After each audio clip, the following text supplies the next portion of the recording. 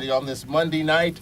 Braves have won 2 in a row. How about it? A winning streak starts with the first. The Braves have won 2 straight. Glad you can join us here on the Alcorn Football Radio Network, the flagship station, WPRL 91.7 FM and WPRL.org. And our thoughts and prayers are with our producer, Jamario Brooks. Some unfortunate news dealing with his mother, and he is not here tonight. Got the news this morning, so Jamario is not here. And I'm doing a little production work here, so our thoughts are with Jamario. He loves to be here. He loves to be on the controls. So our thoughts and prayers are with Jamario Brooks and his family on this Monday night. Glad you can join us here on the Alcorn Football Radio Network. The Braves getting it done. Coach McNair, congratulations on the win. Yeah, thank you, Charles. That was a win. Wasn't a pretty win, but it's always tough to come by when you're on the road, man. So we embrace it and move on forward to the next one. The late Davy Whitney said, "There's no such thing as a bad win." That's exactly right, Charles. You're exactly right. What made this win, even though it was tough, and we'll kind of get into the hustle and the tussle of the game, but what made this game so much of a grind? I guess, Charles, the biggest turnaround of it, you play on Saturday and you kind of come in and get prepared to play on a Friday night, and you travel on Thursday. Just getting preparation for one. You don't get as much time to install and do the things that you want to prepare for a team as you would on a regular Saturday game. So it was kind of different for us, but we made it through it, and like I said, we won the ball game on the road. It's always tough to win on the road, so we just credit our guys for being able to go out and play the kind of ball game they played, which wasn't the best played ball game, but just understanding the position that we was in and having to travel and that such amount of time, it just kind of helped us out a little bit, and they was ready for it, so we were able to go up there and Texas and get that win. All right, you can join the conversation. You can tweet us at Tall Man Radio. You can send a text 601-300-3124. We have a text from Jamal Jackson from Clinton, Louisiana. We'll be getting to as well. A bunch of tweets have come in, so we'll get to all of those coming up. But let's get to the highlights first. The Braves won the toss, deferred to the second half. First question right off the bat. Is there a strategy game to game, whether we win the toss, accept, defer? Is that a game-to-game strategy? I think, Charles, when you do that, the mindset is that give your defense a chance to go on the field and get a feel of what they feel like playing in that first series there. And I think that Coach Thomas always, when we ask him during the pregame, we always have a coaching meeting before the pregame meal, and we decide from there what do we want to defer or receive the football during the coin toss. And so far, we just been deferring. Every time we win the coin toss, we'll defer until the second half, and just give our guys to go out there and like I said, they've been playing steady ball on that side of the ball. I just give them a chance to go out and get the feel of it from the first go-round and from the first possession. And I think give them an opportunity to just see how it feels to go out there and play. So as we get into the highlights, you look at the Braves and Orlando Ville early on in the ball game as the Texas Southern went 3 and out on their first possession, and Orlando Ville's got the Braves on the board early in this one. And on the read option, Footman, a quick hitter, and Orlando Mills with the catch at the 30, at the 20, at the 10. He's going to score. Touchdown. And on the read option, Footman, a quick hitter, and Orlando Mills. So we're running that twice because it was twice as nice. The middle of the field was open. We could see that from there, and the Braves took advantage of that early. Yeah, of course, Charles. That's one of the things that when you're studying film and getting preparation for a team like that, you always kind of try to figure out what you can do against them in the passing game. We let them playing a 2-shell safety there. We was able to execute in the middle of the field like we did, and there was a run-pass option right there, inside zone, cruise, and we took advantage of what they were doing to us on defense and able to find Villes right there for open and score a touchdown there. So the Braves up 7-0. Next time they got the football, P.J. Simmons getting hot and giving the Braves a 2-score lead. Simmons straight handoff, trying to get the edge. Simmons to the 10, cuts it back inside 5. Still on his feet, and he scores! My goodness. He just waited. It looked like the edge was cut off, and Simmons turned it up, and the Braves with a 2-score lead. That was right on our side. Now, Texas Southern, the way that the radio booths are set up, we're on the end. So we're looking straight down the barrel, and when P.J. Simmons scored that touchdown, it was right in front of us, and he waited and waited, let that hole, the crease opened up, tiptoed down the sidelines and scored. One of the things that I noticed is that he's got great patience, and I think that's been his success. And that's the biggest thing, Charles. As a running back, you got to have that patience, you know, and being able to wait on blockers, to being set up and everything, and even setting his blockers up as well. You know, I think he did a great job of doing that. And just looking at it from the film on yesterday, you know, it seemed that, you know, he was a very patient runner, and he's been that way. Once he waits, he's a very explosive runner too now. So he's quick to get back up and get going. So he did a great job there. So it's 14-0. The Braves feeling it early until. Here is the kick. And so we'll turn this at the 7. He's to the 10, to the 15, 20, 25, 30. One man to beat McCullough down the sideline. There he goes. To the 50, 40, 30, 20, 10, and it's going to be a touchdown. Texas Southern on the kickoff return to Quan Jones. 93 yards, no flags. So, talk about that kickoff return. Yeah, unfortunately, that, you know, you're up 2 scores on them, Charles, and I think that if we stop them there and not let them return that for a touchdown, when the defense hold them and we go in and put another score up, I mean, we pretty much gonna put it out of the way in the first half there. But you know, you give them life there, you know, with that return for a touchdown, and just some of the guys not doing their responsibility on kickoff. I know Jonathan Hoyer, you know, he's just standing in his lane. That's all he had to do is stand in his lane. He's gonna come right back to him. They had a middle return on, and just like any other coaches, they see some things that are going on during the course of the game, and they'll change it up. And I think that's what happened. He started in the middle and he cut back after he seen John's out of lane and was able to get that sideline. And you know, and Corey was the last resort for us there to stop him, but you know, he just flew by him. So unfortunately, that, you know, turn of events, and you know, just getting them in life kind of kept him in the ball game the whole game after that. So it was 14-7 at that point, and that was the score at the end of the first quarter. We outgained them in the first quarter, 115 to 19 passing and 42-7 rushing. So, Coach, the first quarter we had 157 yards of offense to Texas Southern's 26. But of course, when you add the 93-yard kickoff return, that made it even a little bit in terms of the stats. And it was just a one-score game at the end of the first quarter. Yeah, exactly. You know, like I said, it could have been worse if we do our jobs. And that's the thing that as a coaching staff we preach to these young men: just do your job. You know, don't try to do anybody else's job. And at that time, I thought that on that kickoff that Jonathan was trying to do somebody else's job instead of, you know, containing the outside and filling his lane. But you know, in terms of the yardage and stuff like that, you know, we execute well in that first quarter and did the things we were supposed to do. And I think the defense played great in that first quarter. You know, and just got to be more consistent in what we're doing during the course of the game and just finishing. That's one thing that we talk about all the week is finishing and keep fighting. And I think that, you know, if we continue to gripe on finishing things in our plays, I think we'll be a whole lot better. And I think we're going to continue to do that. That takes us to our first break here on the Fred McNair Radio Show, 11 minutes after 6 o'clock. We'll look at the second quarter highlights when we come back in 60 seconds on the Alcorn Football Radio Network. I love being a part of the Action Team. It helps me help other people. It helps me feel good. Being a part of the team always feels good. Go for it. Don't even hesitate. For more than a decade, Major League Baseball players and action teams of high school students have been working together to train and inspire the next generation of volunteers. Once you get there and realize how much you can change someone's life, it's one of the best feelings in the world.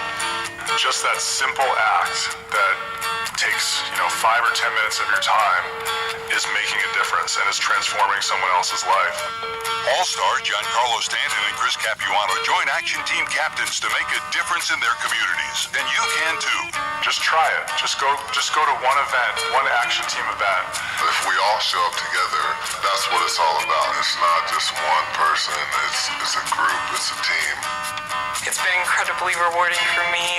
It'll just make you feel so good about yourself. I'd do anything to convince you just to be a part of this. For more information, go to actionteam.org. All right, welcome back. We are live at Jack Spinks Marino Castle Stadium. Next week, we'll have homecoming as the Braves take on Prairie View. Prairie View's on the roll right now, so we'll be talking about that next week. Jack Spinks Marino Castle Stadium, homecoming, Alcorn, and Prairie View, 2 o'clock kickoff. All right, there was no scoring in the second quarter, Fred McNair. As we look at the second quarter, not many highlights to talk about. There was some missed opportunities, some field goals missed. Corey McCullough missed one from 46. As a matter of fact, he missed two in that second quarter from 34 yards out to end that second quarter. So it was kind of a tussle in the second quarter, and we had a chance to add to our lead. Yeah, we did, and I think that, just watching him, he'll be the first to say that some of the things that he was doing technique-wise was kind of uncharacteristic. But some of the things that we just got to fix, and I think that he's doing that now during the course of practice, and just kicking from a certain hash, it kind of makes a difference in the ball game, and we just kind of work on those things that kind of help him to develop in that great kicker that he's going to be. Dominique DeLira, the quarterback for Texas Southern, of course, their starting quarterback broke his forearm against Alabama A&M the week before. So Dominique DeLira was learning on the fly and just throwing him in there. Clearly, they were trying to slow the game down, manage the game, put him in manageable situations. Talk about the challenge of dealing with a quarterback who was just trying to feel his way. You would think the defense would have the advantage, but he found a way to make some plays. Well, the biggest thing is, Charles, when you got a guy like that that's one-dimensional, he's not a runner, the game kind of slow down for you, on defense. But they have some real good running backs, Charles, and sometimes they'll put them in the gun and the wildcat and do some things with the running backs, But the quarterback was very, very accurate thrower. He made some completion that we thought that he wasn't going to be able to get in there, but he did a great job of being patient in the pocket and getting the ball to the receivers that he needed to get them to. But we just have to just be able to contain the running situation that we was in, and I thought that we did a pretty good job at that. We only had 2 penalties in the second half, and we'll talk about that as we roll along. But the first half, it was a penalty-filled first half.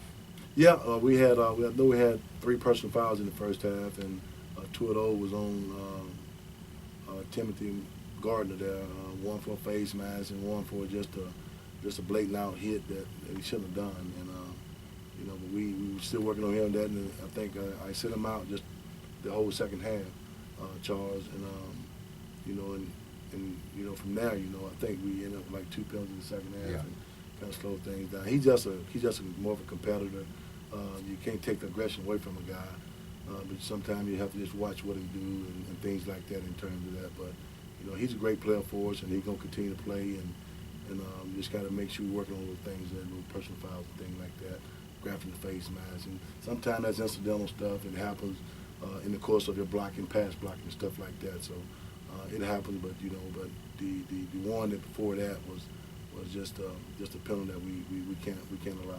So it was 14-7 at the break, and you told our Cedric Tillman going into the locker room, he had 2 words: bad football. Bad football, Charles, and that's the word for it. I mean, the first half was I consider just bad football. We didn't execute like we should have, and we have to get off the field on third downs and things of that nature. So until we do that, we got to execute better and play better than we've been playing. But yes, I did. It was bad football the first half, Charles, and I'm the first to admit to that. As a head coach, and it's my job to get that fixed. And we're working on that as we speak now. I didn't even want to see the film that was graded from that game. We're right to work on Alabama State, so we just got to make sure that we're doing our job as coaches to get these guys in position to execute and make plays. And I think that we're in the right direction right now. So we're making that step forward and moving on from it. All right, we'll take a break here. We have some third and fourth quarter highlights coming up as Texas Southern made a game of it. Some big plays and some big stops. Our defense got involved in the second half, so we'll get to the highlights. You can tweet us a question, Tall Man Radio. You can text a question. I see a couple of texts have come in. So we'll get to all of that coming up here as the time is 17 minutes after 6 o'clock. The Fred McNair Radio Show will continue in 60 seconds. The Alcorn State University School of Agriculture, Research, Extension, and Applied Sciences is a premier land-grant program that promotes excellence in the areas of teaching, research, and outreach activities delivered by cutting-edge technology to its students and the communities it serves. Through vibrant teaching, research, and outreach activities, the School of Aries empowers students and citizens educationally and socioeconomically to enrich the quality of life for themselves and their communities. For more information on our school and our services, visit us online at www.alcorn.edu/areas. Join WPRL 91.7 FM and WPRL.org for the 2017 edition of the High School Coaches Show to air every Friday at 10 a.m. Hosted by Jay Miles, Gospel Music Director, with head coaches James Harrington of the Jefferson County Tigers and Harry Brown of the Port Gibson Blue Wave. The coaches will be talking about the X's and O's of the upcoming 2017 football season. Don't miss it. All right, welcome back to the Fred McNair radio show this Monday night. If you've missed some of the show, don't worry about it. As soon as the show's over with, it'll be uploaded and it'll be on my Facebook and Twitter pages. My Facebook page is Charles Edmond, and my Twitter handle is Tall Man Radio. And a lot of folks are taking advantage of the podcast version of it, and that's what it's called when you air it after the fact, especially online through social media. It's called a podcast. So that's what we'll have each and every Monday night as soon as this show is over. If you've missed the first part of it, you can catch it as soon as the show is over. All right, so let's look at the third quarter. Head coach Fred McNair. We know we like to come out of the gates flying in the third quarter. We did it against Southern a couple weeks ago, and in the third quarter here, we got the ball to start at our own 40-yard line. Flashing for foot, gets it off. Orlando Veals with the catch. We have pressure coming, and Orlando Veals picks up a first down. Footman looking left all the way, and there's a pitch and catch. Tavares Johnson with the catch, turns it upfield. And Tavares Johnson, a gain of 14, another first down. First and 10 from the 33. Here's DeLance Turner right side. It's got a hole. 20, 15, 10, 5. DeLance Turner is down around the 1-yard line. The 1-yard line. So a good start for the Braves to start the third quarter. Yeah, they're just coming out the gates in the second half. They're charged, That's the way we should start the whole game, start to finish that way. Execute the way we should, and make some adjustments at halftime as we normally do, and we done seen some things that they were trying to do to us in the first half, making those adjustments coming out in the second half and being able to execute and score there right off the bat. All right, so a good drive for the Braves. Started at their 40-yard line, got to the 1-yard line where the Braves would add to their lead. First and goal from the 1, and Footman, quarterback keeper, and it's a touchdown. So the Braves with a 21-7 lead at that point, and you had to feel good about your team coming out of the locker room. Now, you said last week that sometimes you don't say much because they understand the situation. You said it was bad football in the first half. Was there a lot said at halftime or very little said at halftime? Well, Charles, it was a lot this time. It was a lot this time, and just to kind of let them know that we didn't play our brand of football the first half, and a little more discussion into that, but just let them know that we didn't do that the first half, and understand that in order to go out and win this ball game, we got to execute and play better defense and on special teams as well. So I think that the message got over to them, and I think the second half was a little bit better than the first half. It wasn't great, but still give Coach Haywood his credit at Texas Southern, but playing a phenomenal game. Just slowing the ball game down and playing his brand of football. We knew that going into it that it was going to be a tough battle. But he did a great job with his staff and his team to kind of keep us right there in the rearview mirror. So it was 21-7 at that point, a minute and a half into the third quarter. One thing Texas Southern receivers did, Smalls and others, make tough catches in tough windows. And just when the Braves had a little bit of momentum, Texas Southern made a big play to keep their drive alive on the ensuing possession. DeLira out of the shotgun. Play action. DeLira looks, lobs it down the field, and this ball is caught. Boy, a couple of nice passes, nice catch by Mario Smalls. Well, Smalls came up big with some big catches, didn't he? I tell you what, the quarterback put it in some small windows, Charles, and he was right there to receive him, man. And like I said, they did a great job of throwing and catching there. So, they did a good job of that, and they put it in small windows, you say, but they was executing. And that kept the drive alive, and they would eventually score to make it a one-score game. And Here's one on the direct snap, touchdown, Texas Southern. Brad Woodard, direct snap, got a little crease right side and scored. So the Wildcat, they ran a little Wildcat action throughout the course of the game. Fred McNair, talk about that. Was that something that you saw on film, and how we were able to at least try to deal with that? As expected, we just watching film, and that's what they did. We knew they was going to do it, and we just had to be prepared for it. And I think we just get out gapped and play football there. I think we found a crease there in the middle. I was able to get in there and score. So it was 21-14, Coach, at the end of the third quarter. And we got a battle on our hands at Copa Stadium. We got to fight. And like I always tell the guys, we just got to continue to fight. And I think at the end of the day, that's what we did, Charles. We continued to fight. And it wasn't pretty, as I said, but, we fought, and the guys played not well, but they played just good enough to win, I guess, Charles. But we got to get better than that. All right, so we'll take a break here. We'll look at the fourth quarter when we come back. Got a bunch of tweets to get to, so we'll get to all of that. We'll get your questions in and your comments as we get ready for Bama State on Thursday night. We'll be back after this 1-minute timeout. The time is 23 minutes after 6 o'clock. The Fred McNair Radio Show will roll on after this. If you haven't heard, Riverwalk's all-new Players Club is here. We believe you deserve the best casino loyalty program, so we're proud to introduce the all-new Riverwalk Rewards. Our players get more, with exciting new benefits, more tiers, and more rewards than ever before. And now, Riverwalk is home to the area's first and only military rewards card. Our new Honor Card is our way of saying thank you to all of our active and retired military.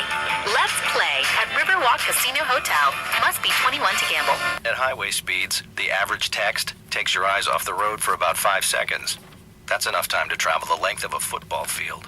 Stop texts, stopwrecks.org. Brought to you by the National Highway Traffic Safety Administration and the Ad Council.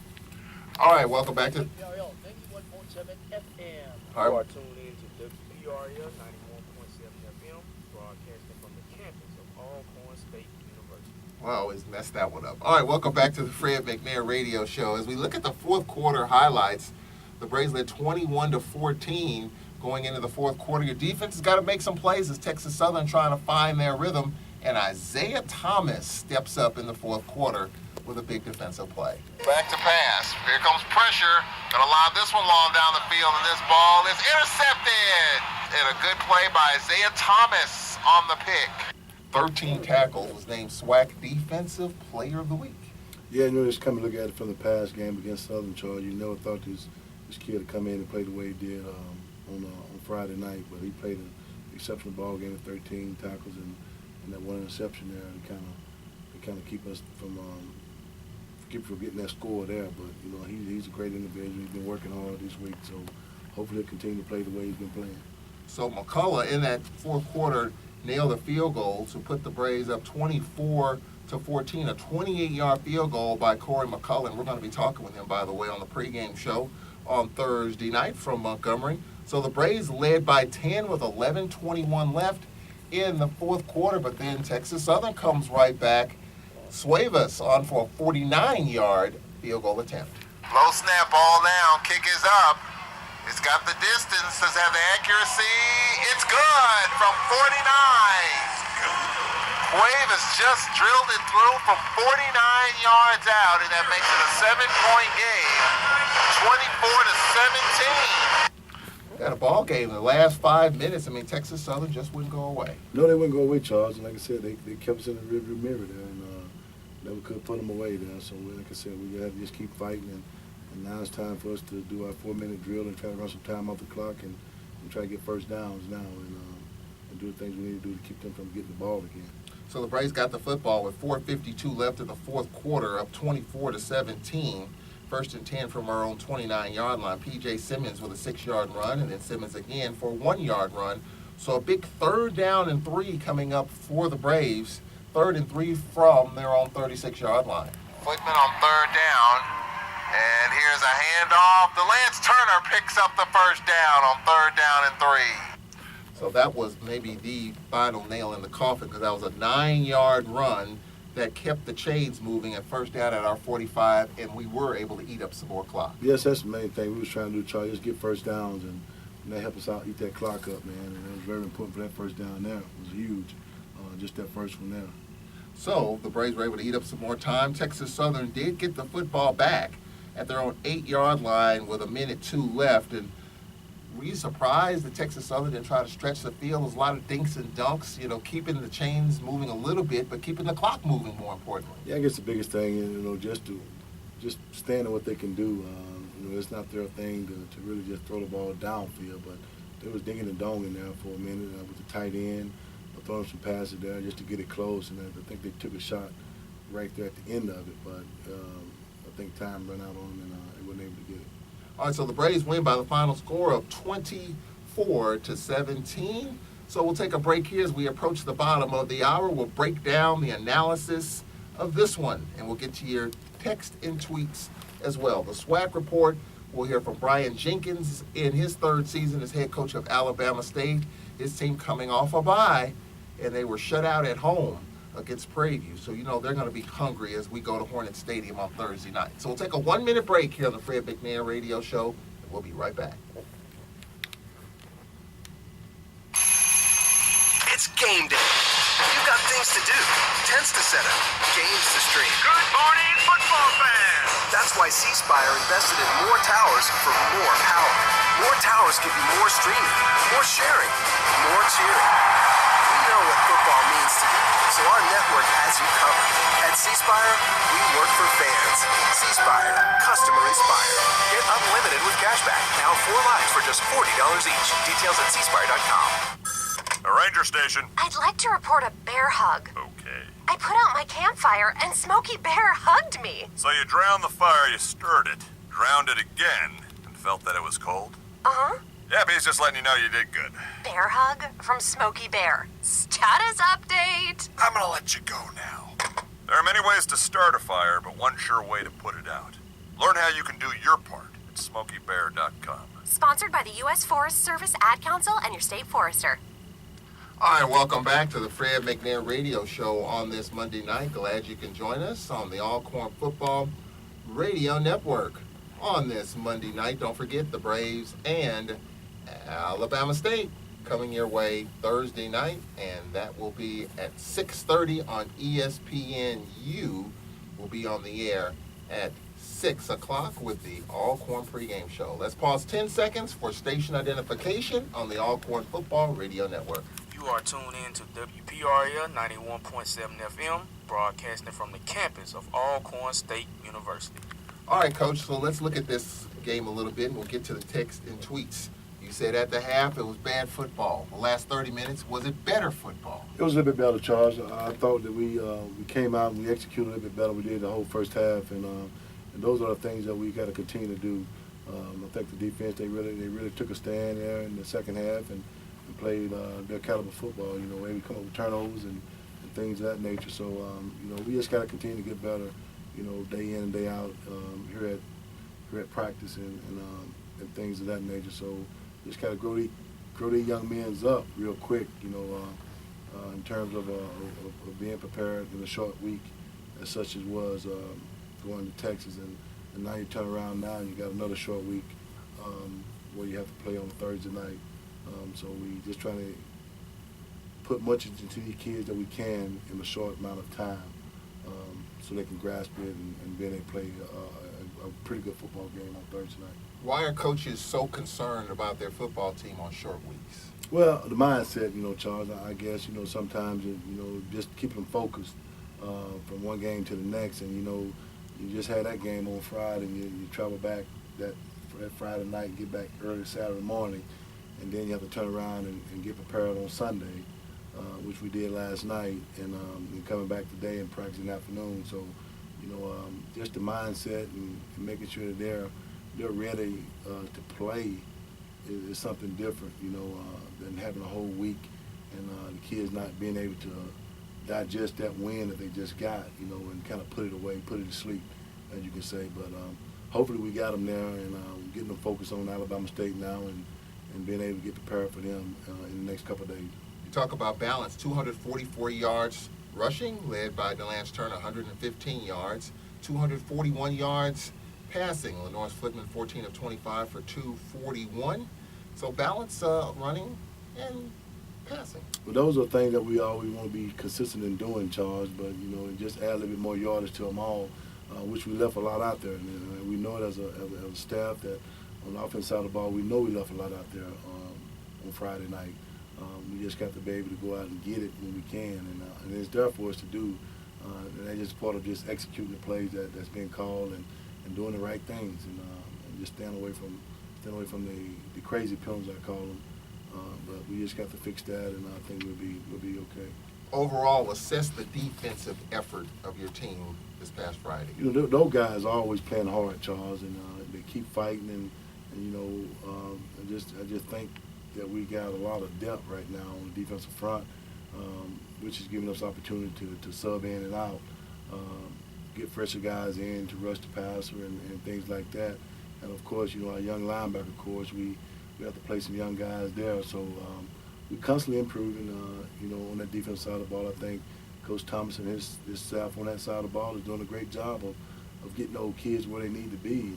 Just the idea of them just growing up and just really wanting it. I think Charles is the biggest issue right now. But we see in spots where they really brighten up a little bit at the linebacker core, but they're coming along. I think Coach Thornton is doing a great job with those guys there. But in the back end, Coach Quinn and Coach Thomas got those guys back there playing as hard as they ever played.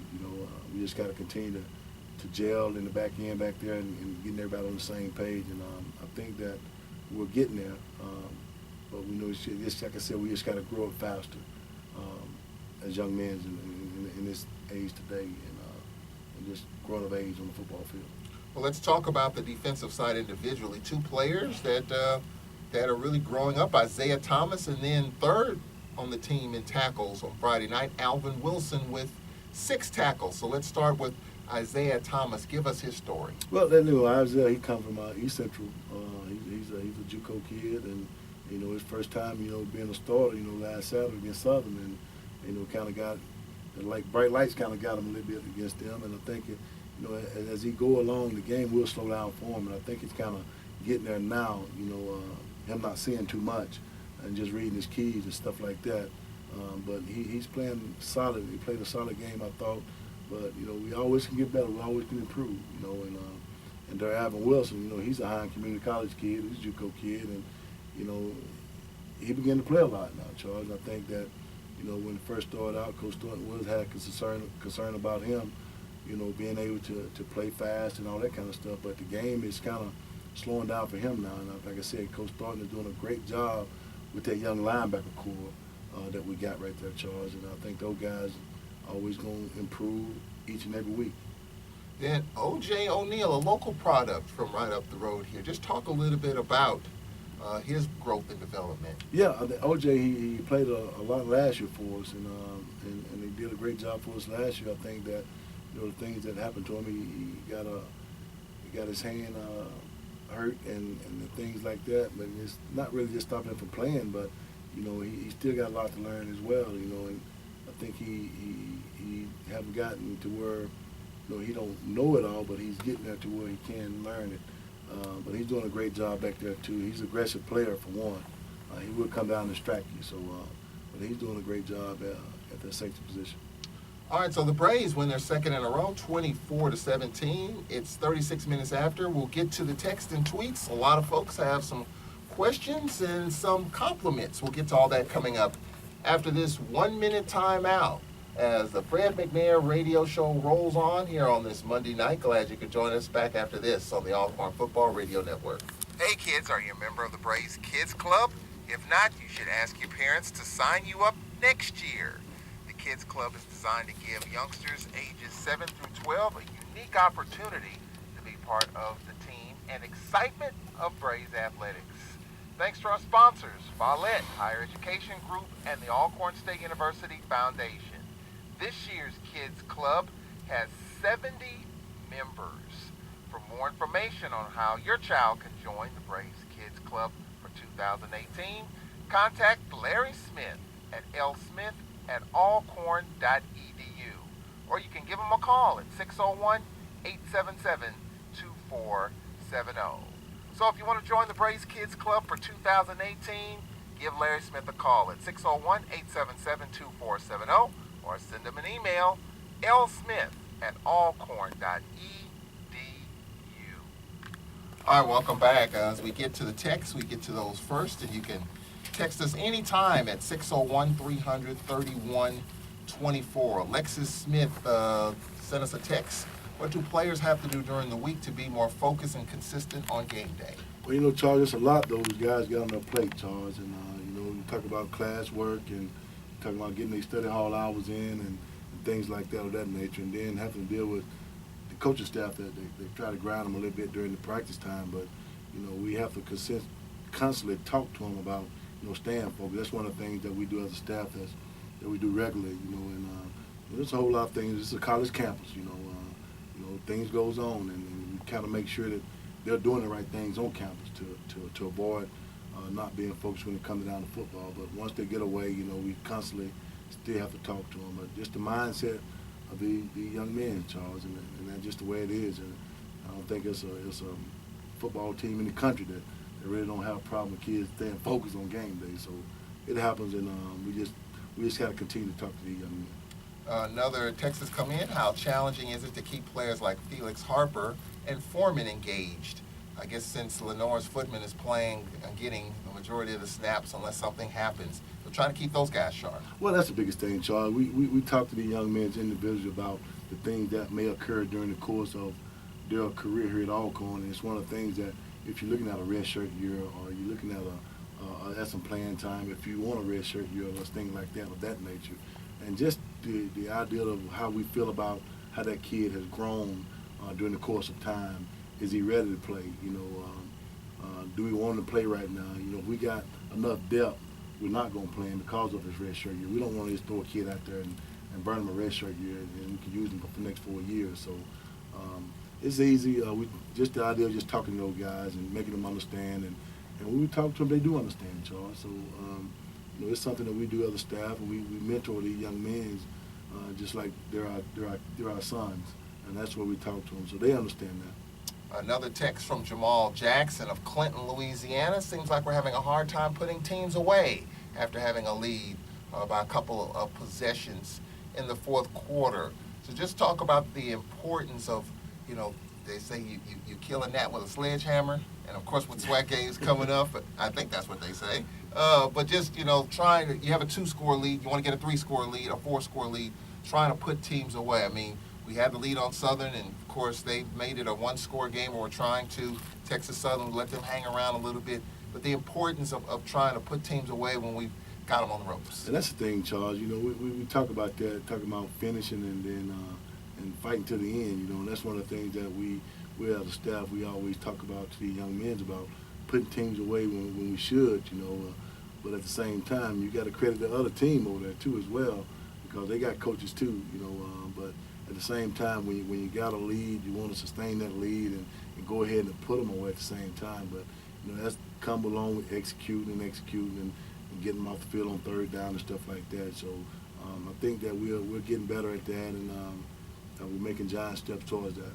TJ Mayfield always tweets saying, "Great win, Coach. Secondary has been playing well lately. What's been impressive to you about the secondary?" Just the biggest idea of Charles, that what they've been doing in practice. You know, listening to things that's been called and things of that nature. Working hard and gelling together. You know, once you have a secondary that's been playing together for so long, even these young men should just only started last year playing together, and now this year is getting more experience together and being able to have that camaraderie that they need and the feel of each other, how they play, and the things that they expect from each other. You know, and I think that's the biggest thing, Charles. And I think these young men have really understood that what they're doing in the secondary, and then they're making plays now. Mr. T tweets in every week, penalties, and we've talked about it. We are the most penalized team in the conference in terms of number of penalties. Out of control. We played great, but then the penalties set us back, and I know that's a constant conversation every day. Oh, it is. I mean, you know, I can think of many things that concerns me more, Charles, than penalties. You know, the way this team is playing, and I think we're just going to continue to push these young men and try to get them to do the things that we expect of them, and try to stay free from those things. But you know, in the course of a ball game, you know, they had a play that that I thought was intentional grounding. They didn't throw a flag on that, but easily could have. But a flag can be thrown any time, though. But we just got to make sure that the personal foul penalties that we just got to stay free from. Another tweet from IM3. Congrats on the win. Texas Southern used a lot of max protection.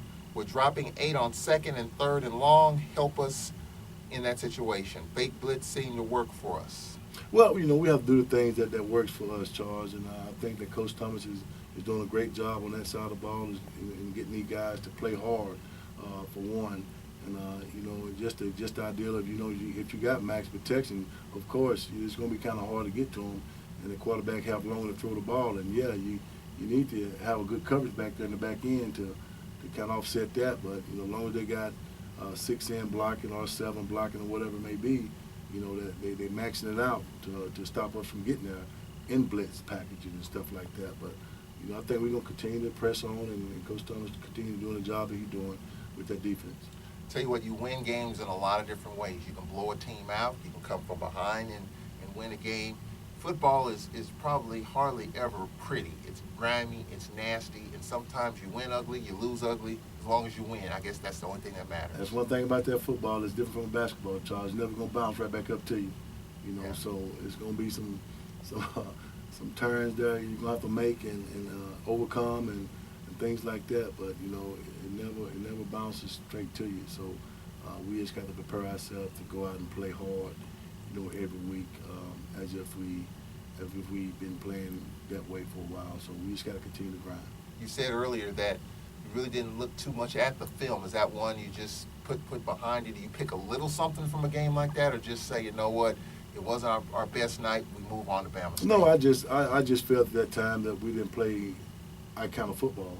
And normally on the days that we have off, we'll come in and we grade our kids. We go down and we talk to each coach about what their position did. And Sunday, I just felt that we played a bad ball game, and just grading that film, I didn't think was that important at the time because we have a short turnaround and we had to get ready for Alabama State. So we took it at that, and I think we let the kids watch a little bit of it and pushed it on by. And that's the thing that you have to understand. Short week, you have to move on to the next game sometimes. But other than playing from Saturday to Saturday, you have a little more time to prepare and all that kind of stuff. But that's what we decided to do. That's what I decided to do as a staff, and just push on past that when we get ready for Alabama State. My guess is because this is a veteran team, veterans at certain positions that have been through the grind, been there, done that, I think they probably know it wasn't one of their better nights, and they just got to strap it on and get ready for the next one. Oh, Charles, they know, and I thought I did a great job of letting them know that. After the end of the ball game, they understand that the things that they did, we could have done a whole lot better, Charles, and we put ourselves in that situation for a fight like that. But like I said, my hat goes off to Coach Haywood, at Texas Southern, for the outstanding job that he did. You never downgrade your opponent, and I think they did a great job. But we just got to play better in certain times in games like that. It's kind of odd, 8 o'clock kickoff. I mean, the reason why we played on Friday was because that soccer, the stadium is run by the Houston Dynamo soccer team, and they had a game on Saturday, so therefore, to avoid the conflict, we played on Friday. Talk about that 8 o'clock kickoff, because you don't find 8 o'clock kickoffs too often, if at all. Charles, you know me, I'm an early bird. If I could play at 11 o'clock or 12 o'clock, I'd rather do it then. Yeah. If we could get up Friday morning and play at 11 o'clock, that would have been fine. That would have been great. Yeah. When you're just getting up playing football. I know when we was here at Henderson Stadium, they didn't have lights. Here, when I was playing, you're talking about 11 o'clock, 12 o'clock kickoff, no later than 1, and that was fine with me. But I'm not the kind of person like to sit around all day and wait for an 8 o'clock ball game. But in terms of that, that's what you talk about. You got to try and keep the kids focused on the things they're supposed to do at 8 o'clock. And you wake up in the morning time and get them breakfast, and then you have all day with them and trying to keep them locked in and stuff like that. That's where that come in at, Yeah. So you talk about keeping them guys focused at that point. For 8 o'clock kickoff, it's kind of tough, Charles. Yeah, it is. What time do you guys make it back? We made it back 7 o'clock, maybe about 7:30 Saturday morning. Wow, 7:30 in the morning. And my time never stopped. Coach Thomas' dad had passed that week prior to that. And so me and one of my other coaches, we drove up.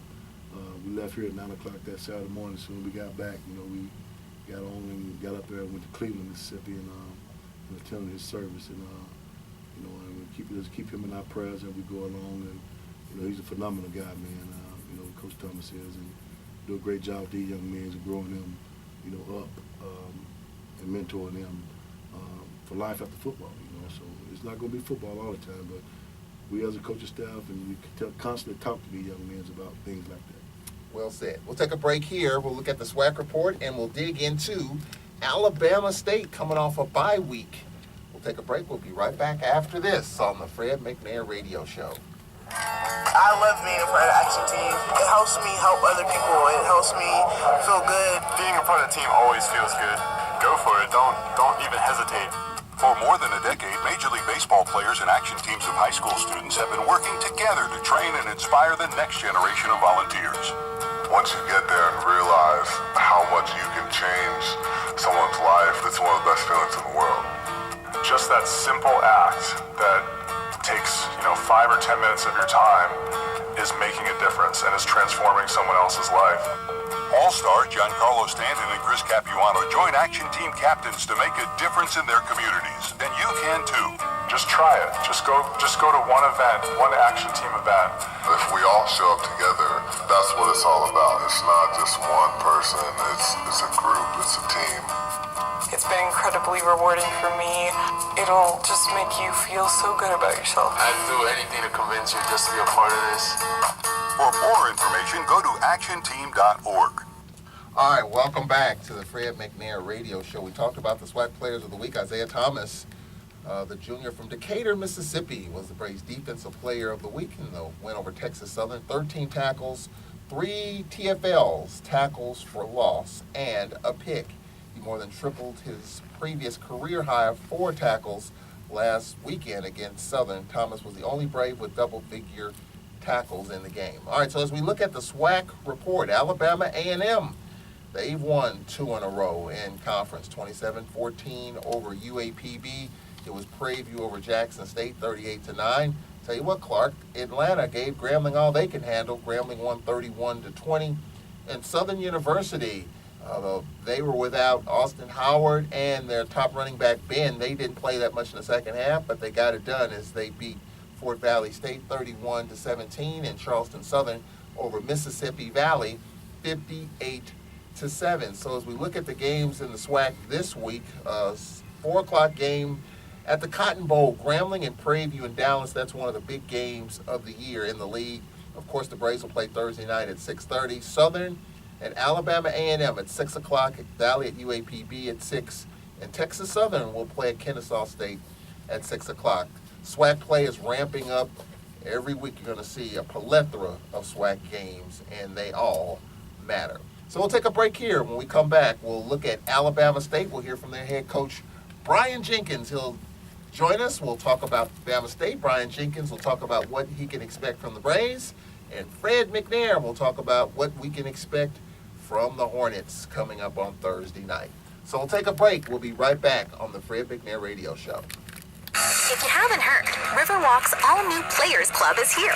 We believe you deserve the best casino loyalty program, so we're proud to introduce the all-new Riverwalk Rewards. Our players get more, with exciting new benefits, more tiers, and more rewards than ever before. And now, Riverwalk is home to the area's first and only military rewards card. Our new Honor Card is our way of saying thank you to all of our active and retired military. Let's play at Riverwalk Casino Hotel.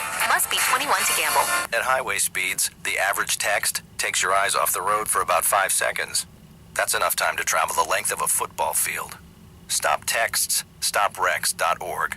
Brought to you by the National Highway Traffic Safety Administration and the Ad Council. At WPRL 91.7 FM. You are tuned in to WPRL 91.7 FM, broadcasting from the campus of Alcorn State University. All right, welcome back to the Fred McNair Radio Show. We appreciate all the text and tweets that have come in here on this Monday night as we get ready for Bama State. Coach, we talked in the last segment about what's happening in the Southwestern Athletic Conference.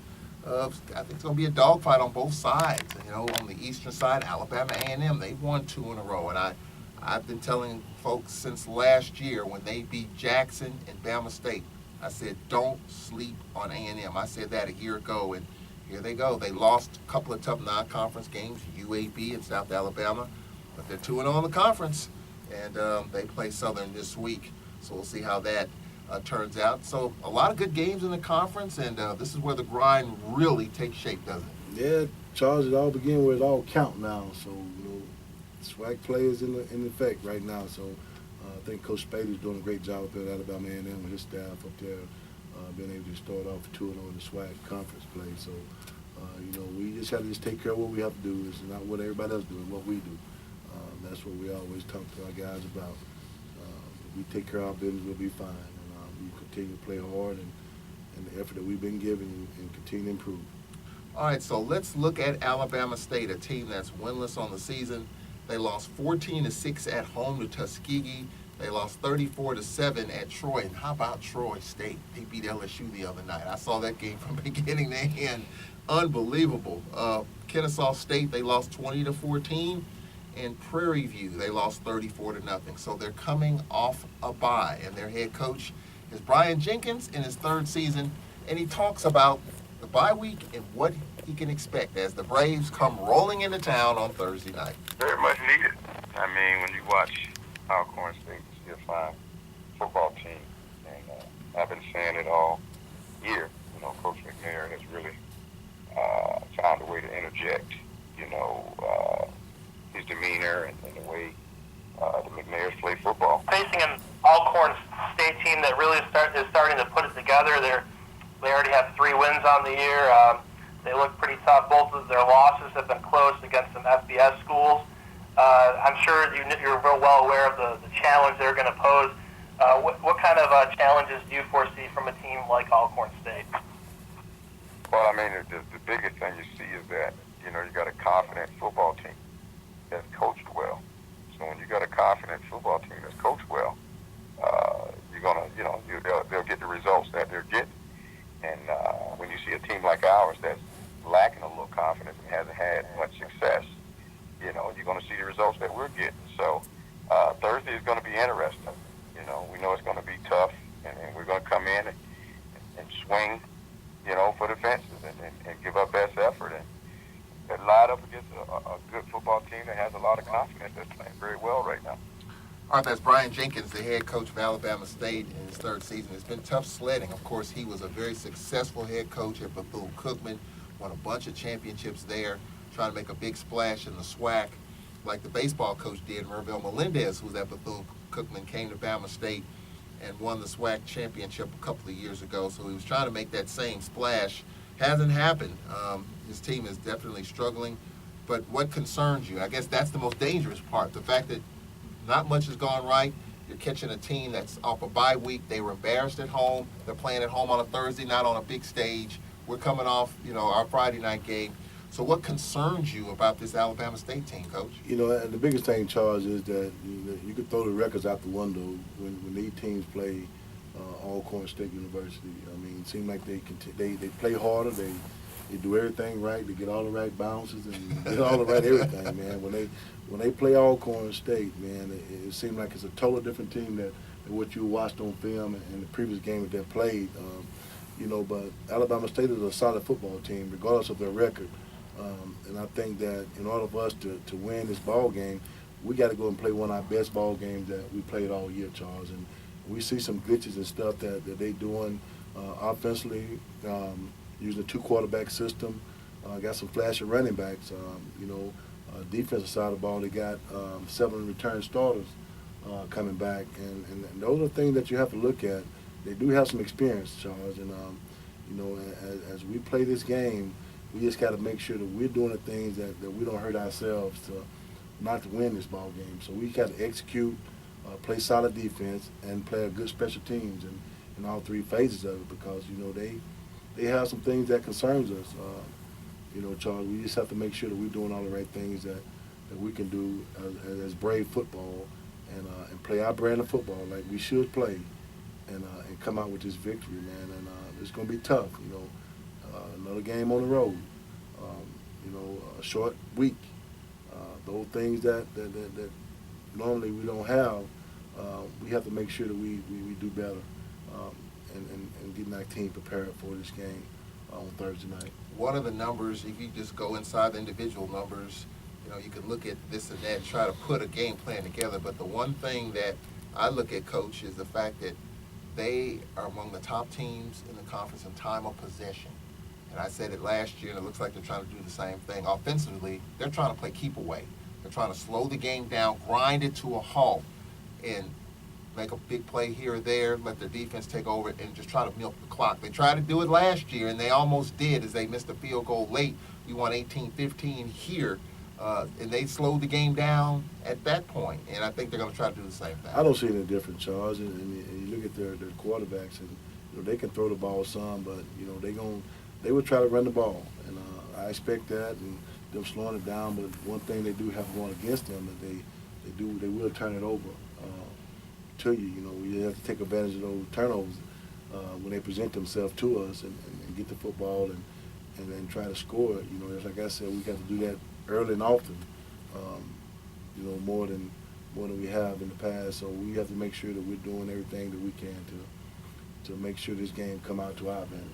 Because this is a big one here, because the SWAC game's the rest of the way, and I'm really looking forward to seeing how this team is going to come out here on Thursday night. I think this game is huge. It's an Eastern Division game. It's a conference game. They're rested, and we got to get back to work and try to win a SWAC game before homecoming. Yeah, that's right, Charles. And hopefully we'll take advantage of this thing and go up there and play our solid football game that we're capable of playing. I know we got one in us, and this will be the one that we have to play because of this is a SWAC game. It's a SWAC East Division game too, Charles, and one of the games is going to count. So, I think the guys up to the challenge of going out and do that, and we just have to make sure that we got these guys ready to play on Thursday night, and the things that we got to do. Coach, we appreciate it. We'll talk to you next Monday night. All right, thank you, Charles. That'll do it for the Fred McNair Radio Show. We'll be on the air at 6 o'clock. Kickoff at 6:30 from Hornet Stadium. We'll have all the action. You've been listening to the Fred McNair Radio Show on this Monday night. I'm Charles Edmond. Thoughts and prayers with Jamario Brooks and his family. We'll talk to you next Monday night.